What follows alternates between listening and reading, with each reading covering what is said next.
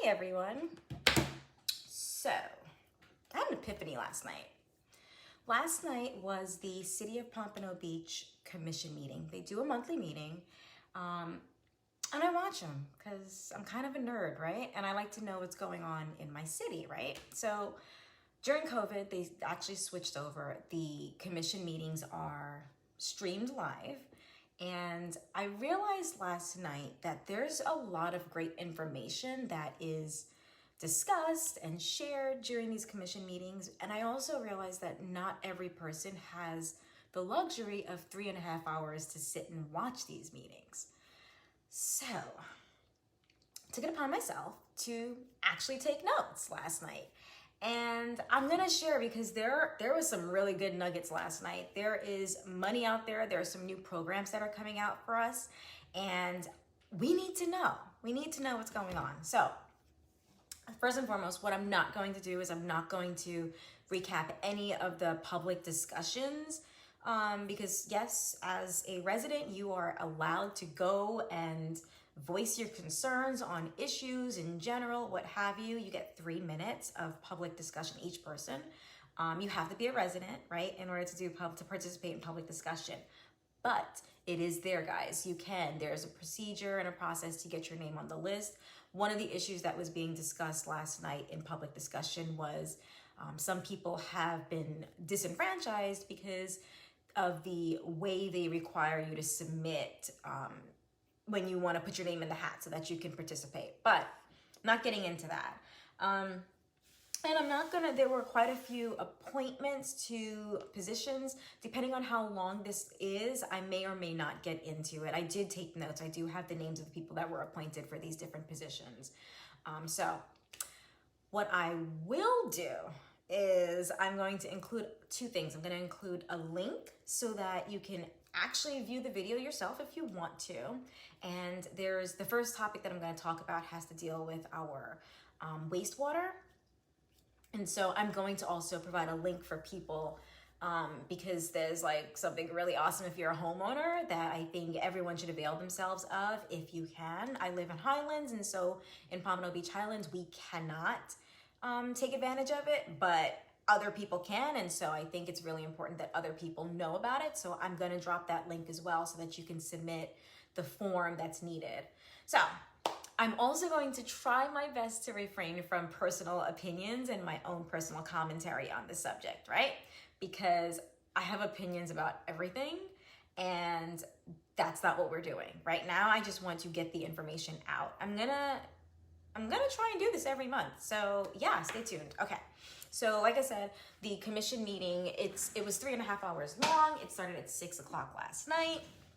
And again, really, really good nuggets. So we're gonna first start with, we have a $500,000 grant, the city does, to expand the reclaimed water system. And Commissioner Eaton really took a second. She actually pulled this from the consent agenda because she wanted to talk about it.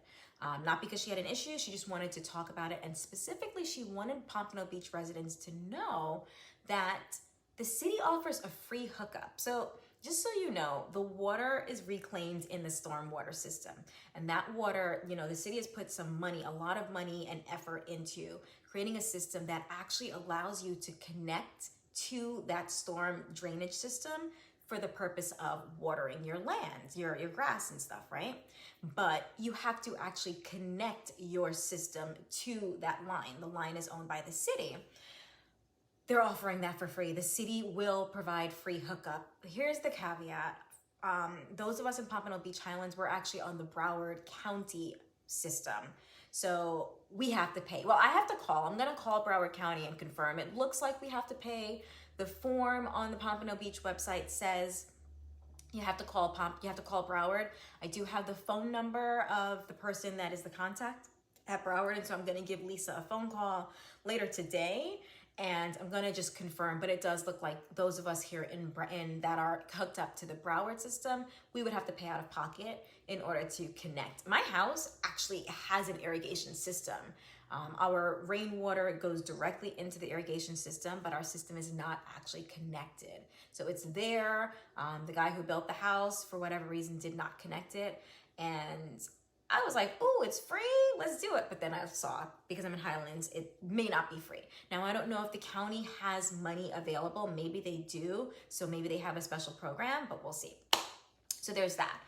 So like I said, I'm gonna provide you guys with a link so that if you are in Pompano Beach and not the Highlands, and you would like to connect to the wastewater storm drainage thingy-majiggy, I'm gonna also provide that link for you. Okay, so we had a really interesting zoning, and it's a variance. So here's the thing. All of these properties are within zones, right? And the zones have ordinances that say what kind of property can be what kind of unit, whether it's single family, multifamily, commercial, mixed use, all of that stuff. It's all determined by the zone. And then we have ordinances that say, okay, what is required for this zone? And there are different things that come in with that, like how far away from the street you have to be. That's called a setback. How far away from your back property line you have to be. That's also a setback. That's your rear setback. You have a rear setback, you have a front setback, and you also have setbacks at the side of the houses, right? But then there are things like how high can a building be? How many stories can a building be? All that stuff is actually in ordinances. So there's a project, it's on 723 North Ocean Boulevard. It's actually the sister project to the Sabbia building right across the street on the other side of Ocean.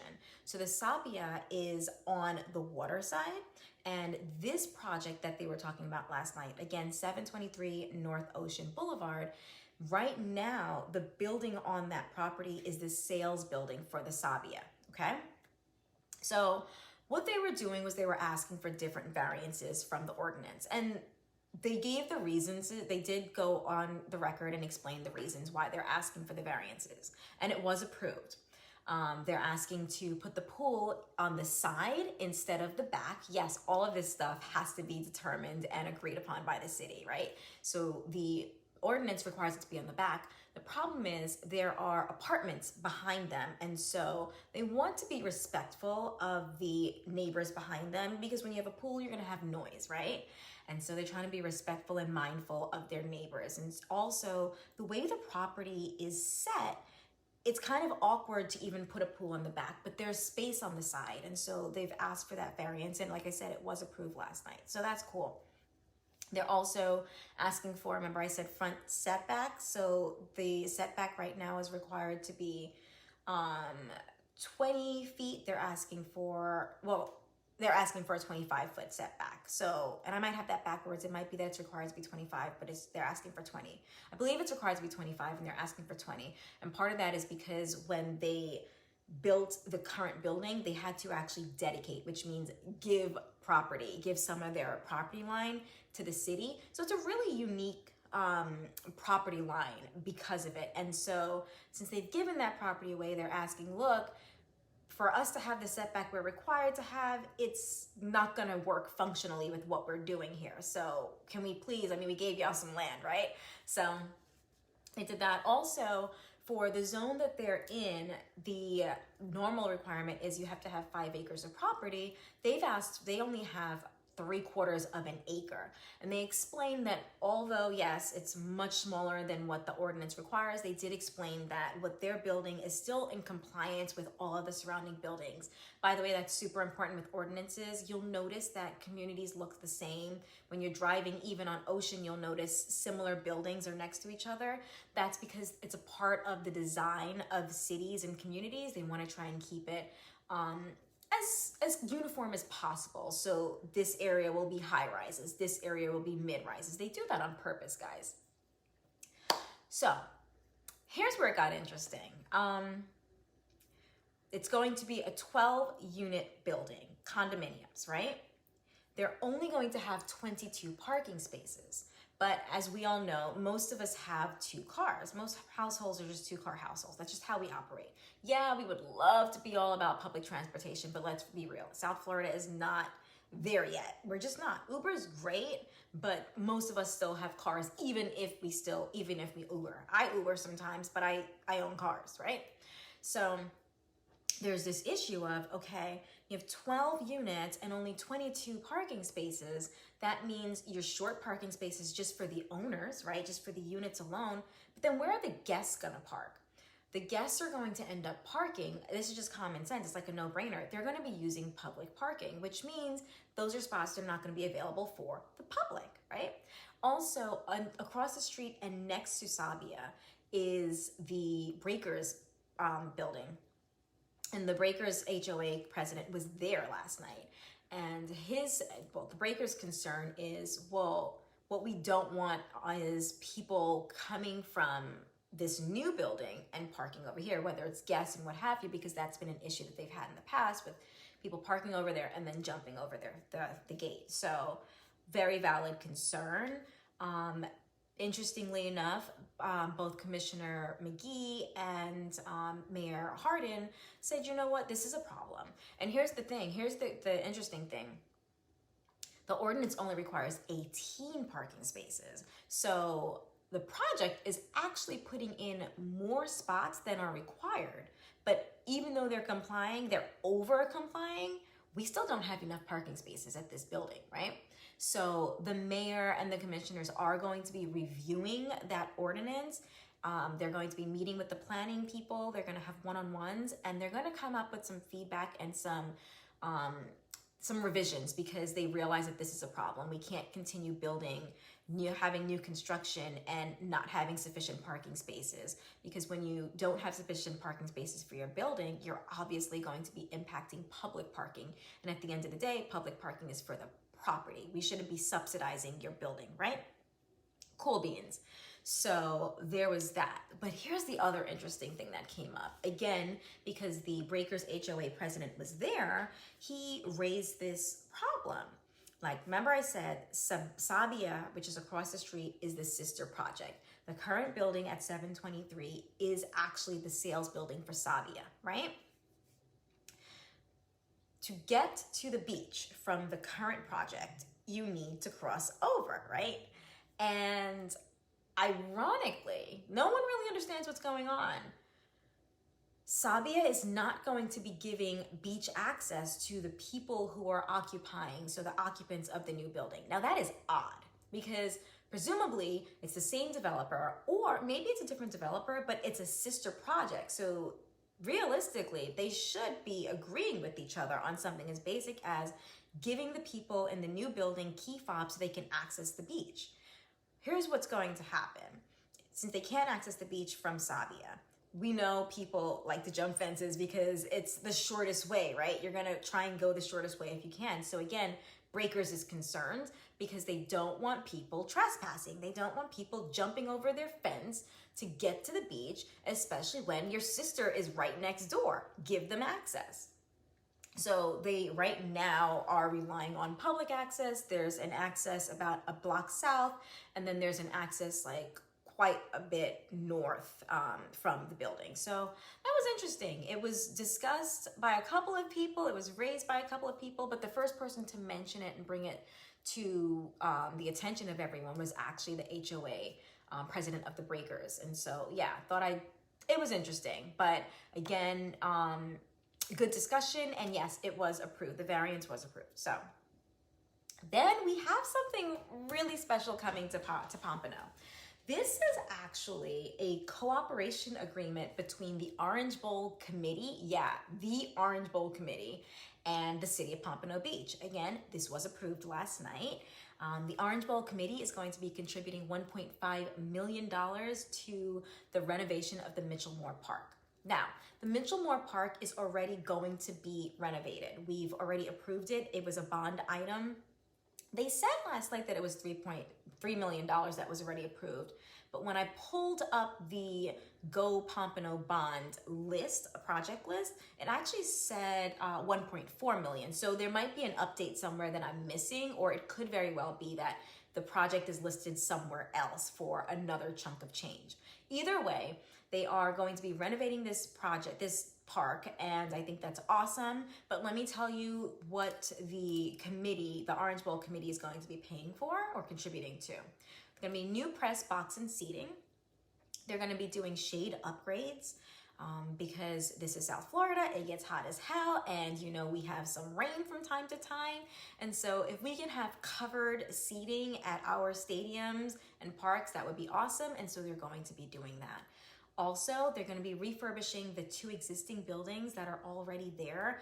They're going to be painting, the bathrooms are going to be updated as well, by the way. An enhanced walking trail, so you know, exercise, it's all about being healthy, getting out there. So that's going to be great. There's going to be, it's going to be AstroTurf, artificial turf that's going to be on the surface of the football field, and you have to maintain it. So you have to create a maintenance plan and program, and the Orange Bowl Committee is actually going to be footing the bill for creating that plan. I don't know if they're going to be also footing the bill for the maintenance itself, but it says they're going to be working on the maintenance plan and program, and so having a plan is the first step, right? There's going to be a scoreboard. Now here's the thing. Obviously, you can't have a game, you can't have a field or a stadium without a scoreboard, because what are we there for? We were there for the game, right? So they're going to have a scoreboard, but it's going to be visible from I-95, which I think is pretty cool, because it's going to actually have the Orange Bowl Committee logo at the top, and then it's going to have the name of the park underneath. And Commissioner McGee suggested that we also say something about Pompano Beach on it. So I think that's cool. Also, in the middle of the football field, in that center, it's also going to have the Orange Bowl Committee logo. So yeah, thank you so much, Orange Bowl Committee, $1.5 million. And like I said, the park it's the Mitchell Moore Park. What else are they going to be doing? Oh, it's going to be a football field as well as 2 baseball fields. So the football field's in the middle, and then you have at the bottom 2 baseball fields. There's going to be exercise equipment, outdoor exercise equipment, which again, we're all about fitness, we're all about health. And I'm just hoping that they put the right exercise equipment out there, because what we don't need is exercise equipment that can't be used because it's too hot to actually touch it, which has happened in some of the parks down here in South Florida. So they are researching and looking for the right type of equipment, and I have faith that they'll find the right thing. Just so you know, the sign that's going to be here at Mitchell Moore is going to be identical to the sign at McNair Park, except it's not, the McNair Park is not going to have the Orange Bowl Committee logo, because Orange Bowl Committee did not contribute anything to that project, right?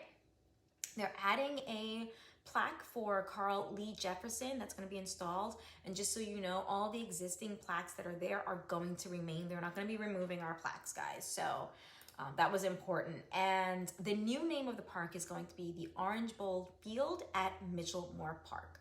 Henri Crockett was very instrumental in this project. As a matter of fact, he's the one that first approached the city manager to see if something can be done. Mr. Crockett is on the Orange Bowl Committee, and so apparently they've been working on something, coming up with a way to do this for the last 3 years, and it's coming to fruition. They're hoping to have it done by the end of this year. So that'll be awesome. There were 3 residents that came up, and they all voiced their support, their excitement about it, because this is in the Northwest corridor, this park. And so seeing like money being put into the building of community is always good. Next, we have, those of you in Pompano Beach, you guys know we've been getting these new LED lights. I have one outside.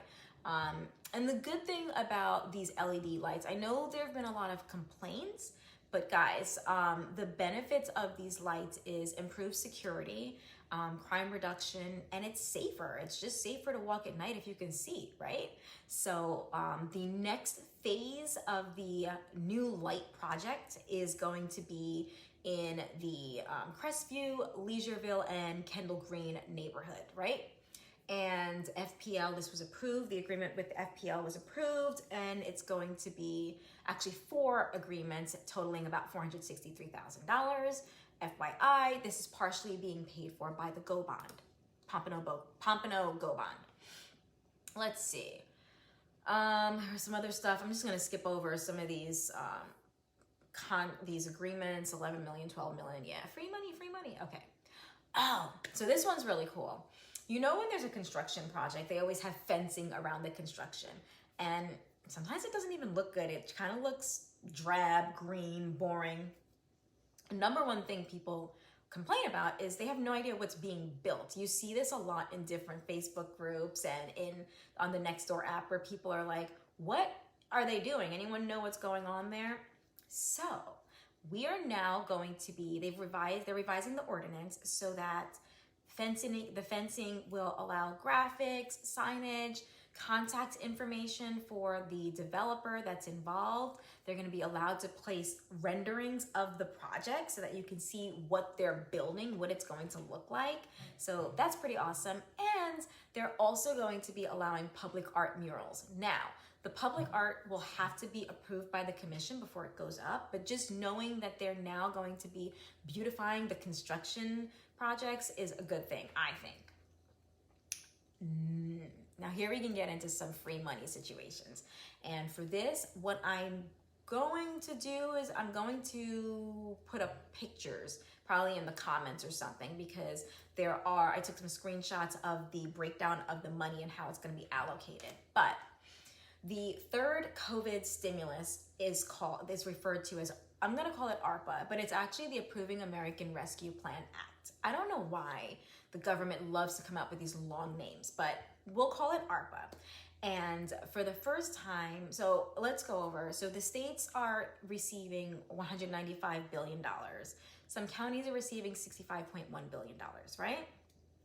Remember, Broward County has $53 million in rental assistance funding, FYI. They have some other money that's going to be allocated to small businesses. I don't know how they're going to be breaking that all down, but do know that there is rental assistance in the city of Broward County. In the county of Broward, and they have $53 million. So if you need rental assistance, go ahead, reach out to Broward. But just so you know, Pompano Beach is actually going to be receiving $25.7 million from the AARPA Act, from AARPA, right? And so last night they were talking about, and they did approve this, the proposal for how they're going to actually allocate that $25.7 million. So there's 4 categories. Public health emergency expenditures, which deals with vaccinations, testing, PPEs, that sort of thing.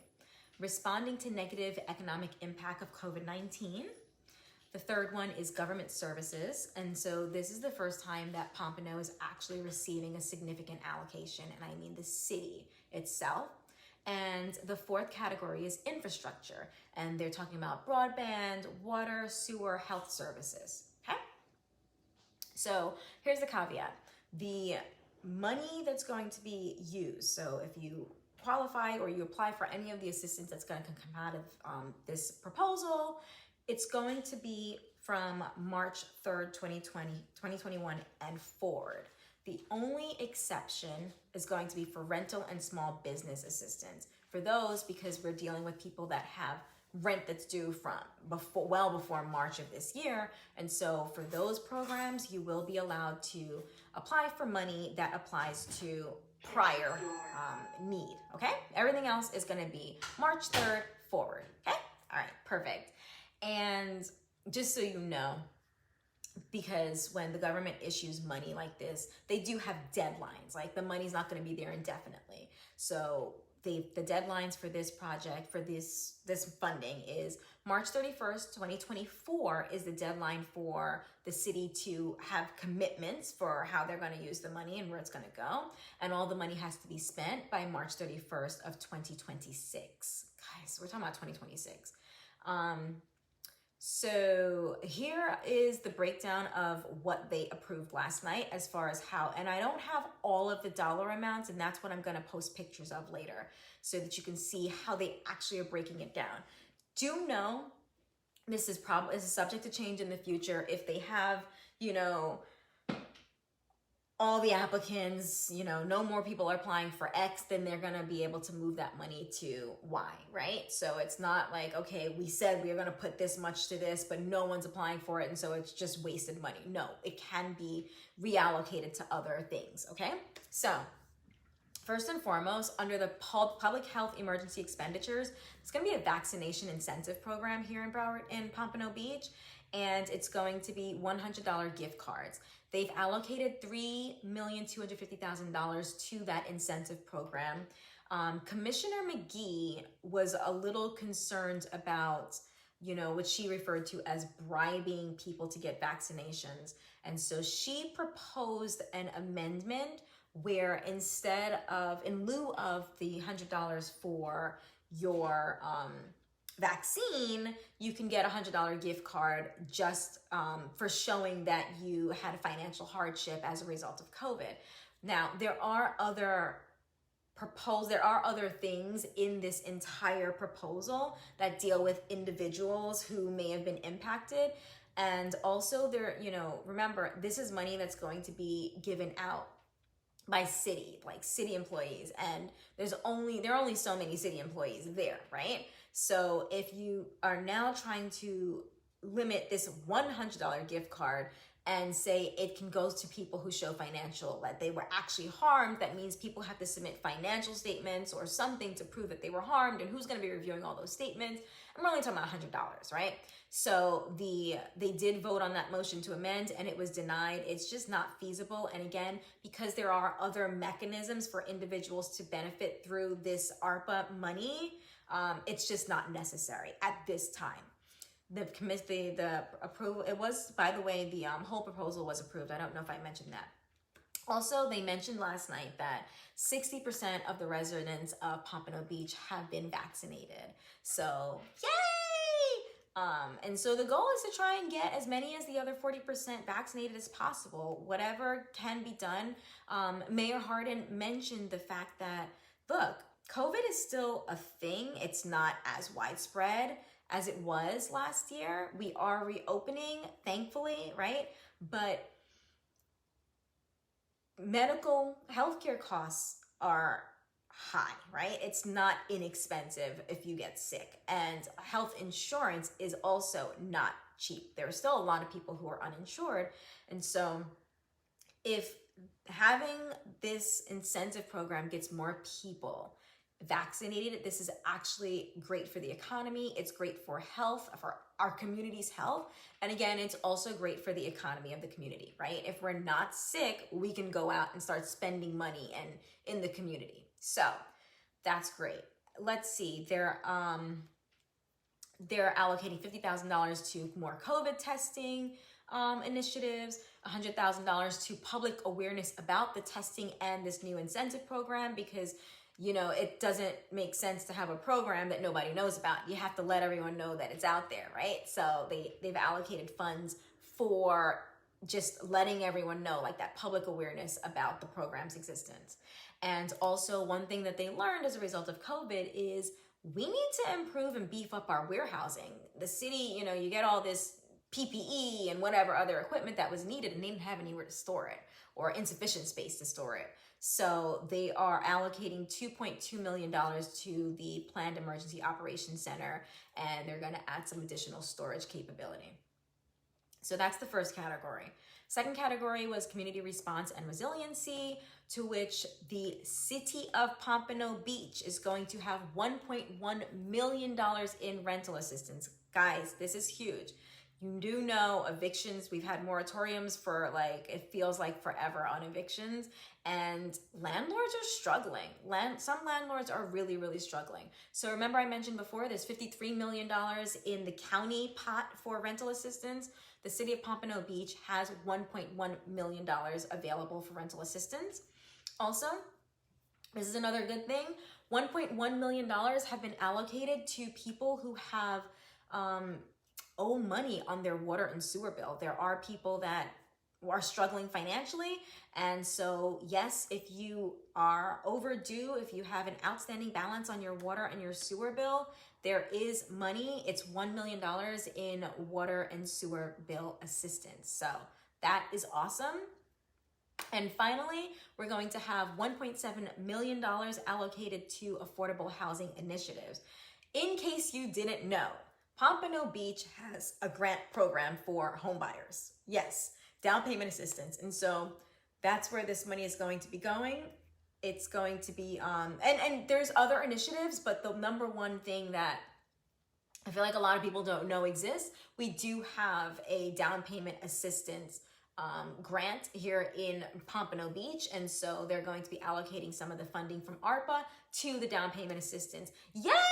So I'm a realtor and a real estate attorney. So anytime there's anything that benefits people getting into homes and revitalizing our community and increasing home ownership, I'm always excited. So yay! Then we're also going to have housing rehabilitation. So this is for people who currently own their homes, and it's going to be for people who are in the low and moderate income. This is for wind mitigation. So maybe you need a new roof. Maybe some people have windows that are not great. We have hurricanes and you can't have, having water, wind-driven rain. I practice first-party law, which is, by the way, I'm also an attorney. I practice first-party law, which deals with insurance companies, and I sue insurance companies on behalf of homeowners when the insurance company has denied, underpaid, or delayed a claim. And if you're dealing with hurricane insurance, hurricane claims, they look for wind-driven rain. That is what is covered by the hurricane policy. Always note this, flood is not covered. So water damage from the ground up is not covered by your hurricane coverage. You need flood insurance for that. And so wind-driven rain comes through the windows, it comes through your doors, and it can come through your roof openings, right? So yeah, having wind mitigation and having some money set aside to help people who otherwise can't afford to mitigate their homes from this damage, especially here in South Florida, is huge. It's great, and so I'm excited about that. There's also going to be a homeless prevention landlord recruitment program. The program already exists, but they're putting more money into the program. And what this does is it matches landlords with individuals who have been displaced by COVID. So again, guys, this is great because we do have a lot of people who have been displaced because of COVID. A lot of people lost their jobs. And so the city of Pompano Beach is going to be putting money from AARPA. Again, for those of you who just joined, AARPA was the third federal stimulus COVID plan.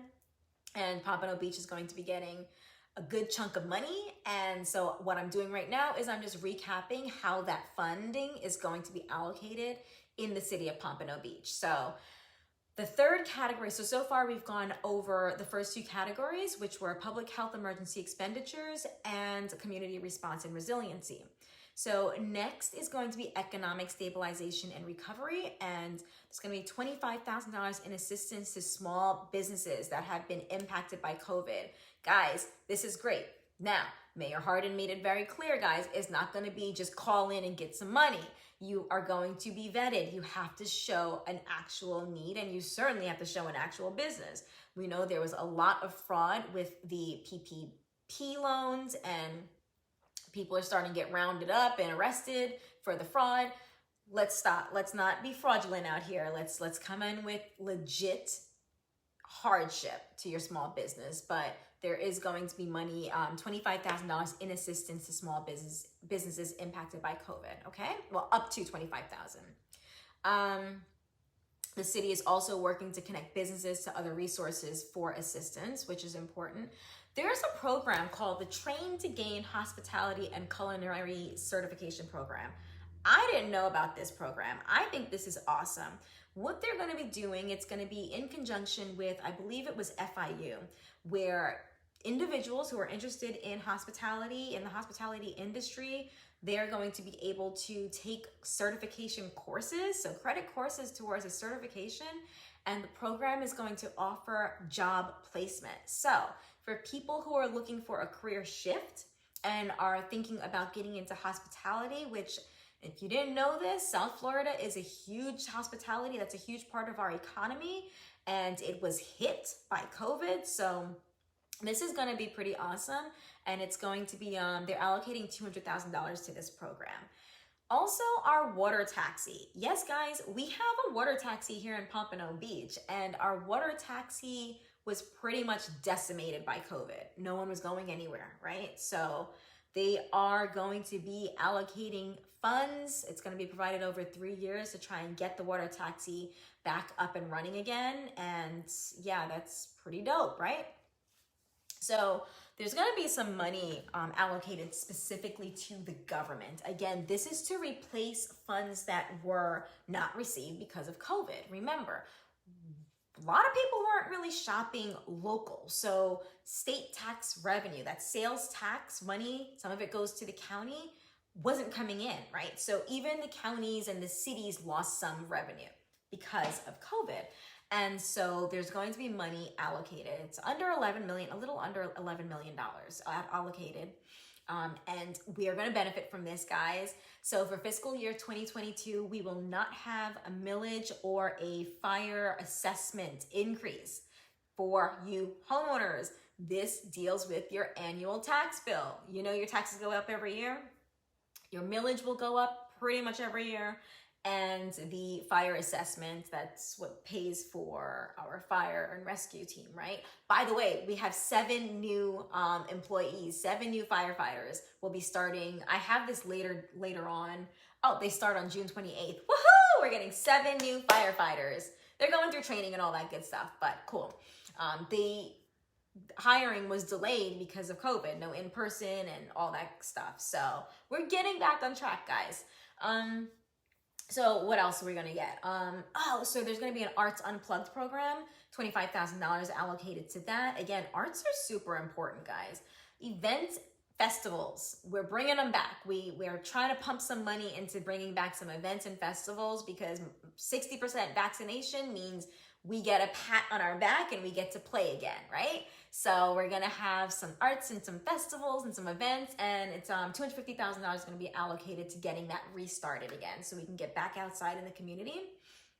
And there's also a community theater and Playwrights residence program.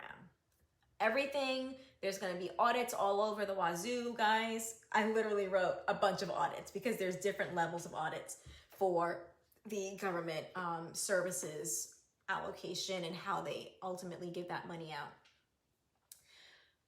Just so you know, the City of Pompano Beach does have a job center and a job placements website. I'm going to also include that link somewhere, maybe in the comments, because some people are still looking for jobs out there, and the city does have a jobs board. And so, you know, I want to provide these resources. They're out there, guys, and I think one of our biggest issues is a lot of people, we just don't know. We don't know what resources are available, so we're gonna start knowing what's out there, okay? The next committee meeting, the next commission meeting is gonna be July 13th. It's at 7:30 p.m. Is that correct? No, I'm sorry, that's something different. I'll get back to that. July 13th, this is important. So we have a CRA, it's a community redevelopment agency, and there was a lawsuit about how the funds were being spent or not spent.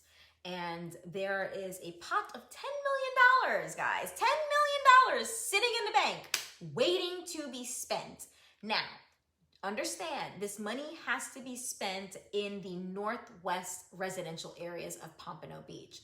So the District Advisory Board is going to be meeting on July 13th at 6:30 at the E. Pat Larkin Center to take proposals from residents, guys. So again, if you live in the northwest area of Pompano Beach and you have ideas for how they need to spend or how they should spend this $10 million, again, the money is already there. They just need to start cutting these checks. Go ahead, guys.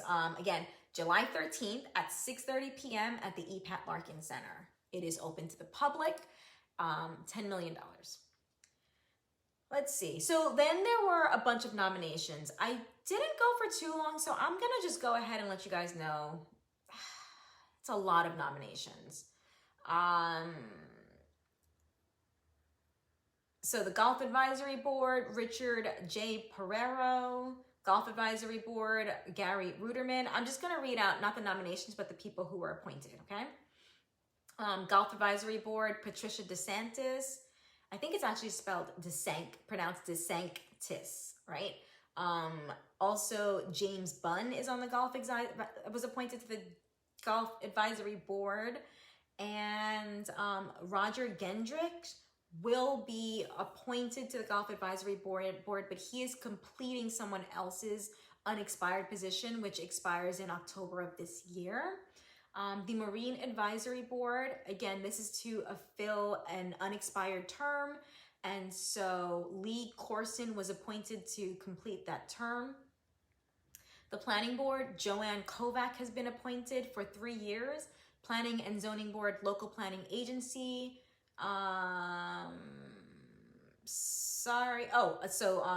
Here we go. Darlene Smith was appointed. Recycling and Solid Waste Committee, this is a 2-year appointment. Velma Flowers. Recycling and Solid Waste, again, 2 years. Janice Griffin. Recycling and Solid Waste, 2 years. Alice Chapman. Recycling, I feel like I'm at a graduation. Recycling and Solid Waste Committee, 2 years. Alternate number 1 is Keith Haig. And alternate number 2 is Dietrich Watkins. Unsafe Structures and Housing Appeals Board, we have Marcus McDougall. The attorney who will be serving on the board is going to be Whitney Ann Mativia. The real estate appraiser who's going to be on the board is Paul Suma. And the plumbing contractor is Joe Ospin.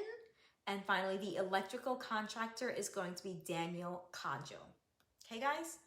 Whew, that was a lot. So that's what happened last night at the Pompano Beach Commission meeting. The next one, oh, I forgot to write it down. It's on my calendar. I will be attending and I will do a recap. I'll try to do it the next morning. If not that evening, I'll definitely try and do it in the morning. It's probably easier because, like I said, it's a 3-hour party, guys. It's long, but there's so much good information. And I thought this one last night's was great because there is funding, and they were talking about funding and resources that are available for the community. And so that's really what led me to come on and talk about it, because guys, we need to know what's going on.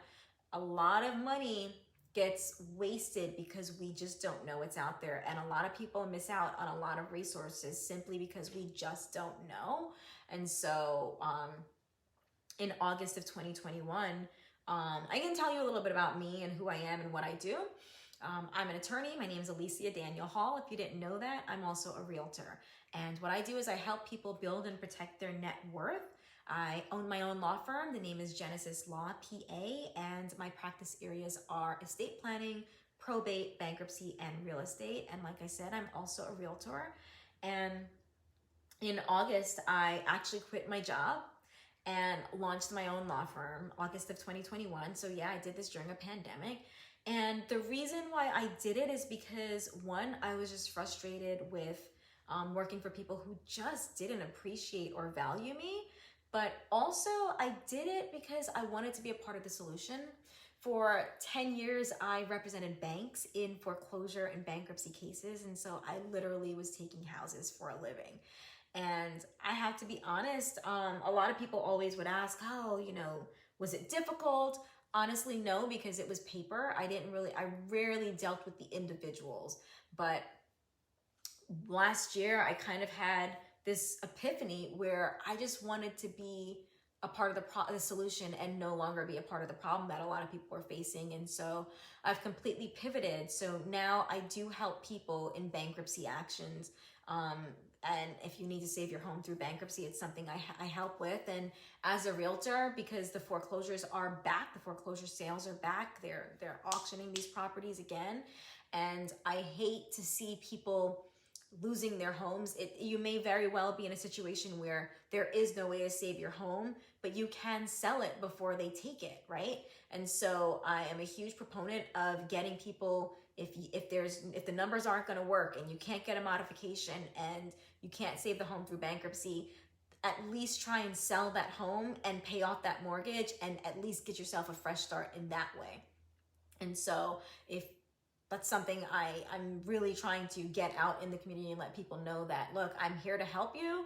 I've represented banks for 10 years, so I know what they're looking for. And I do know the process of getting a foreclosure sale stopped because you have a valid contract. And so that's something that I am now really pushing to help people, because the foreclosure sales, the foreclosure auctions are back and they are no longer, the lenders have stopped requesting continuances. They are moving forward with these auctions and they are weekly at this point. And so we need to try and save these homes, or if we can't save the home, we need to sell that house and get as much money out of it as possible and get out from under that mortgage debt if we can. So that's your recap, guys, of the Pompano Beach City Commission. The meeting was last night, and I hope you enjoyed this. You know, let me know. Give me your feedback. If you have other questions, I research things. As an attorney, it's something I do. It's super simple for me to pull things up and research things, and I like to learn, and I like to know what's going on in my community. So if you guys have questions about things, maybe you've heard about projects in the city and just want a little bit more information, let me know. Also, I guess I should go ahead and mention, I manage, in conjunction with my husband, the Grow CEO Spaces that is in the Pompano Beach CRA building, which is 501 Martin Luther King Drive Boulevard. And just so you know, it's a co-work space that's available for members of Pompano Beach. We actually opened up during COVID, and so we haven't really ramped up, but we are getting started with ramping up some programming, as well as, again, it's a co-work space available. So the name of it is Grow CEO Spaces, and gonna write a note here. I'm gonna also include a link if you want some information about the project and applying to join the co-work space. So yeah, I don't know why I didn't mention that before. I'm thinking about doing Saturday morning yoga sessions, maybe like once a month at the space, just to, you know, build community, guys. It's all about community for me. So I hope this was informational, and if you have questions, feel free to reach out to me, Alecia Daniel Hall. You can give me a call, 786-315-9638. I may not answer, but I do respond to phone calls and I do text, right? So you can also text that number if you have questions or just want to introduce yourself to me. I'd love to meet you if you're a Pompano Beach neighbor. So have an awesome day, guys. And again, I hope this was helpful. Bye.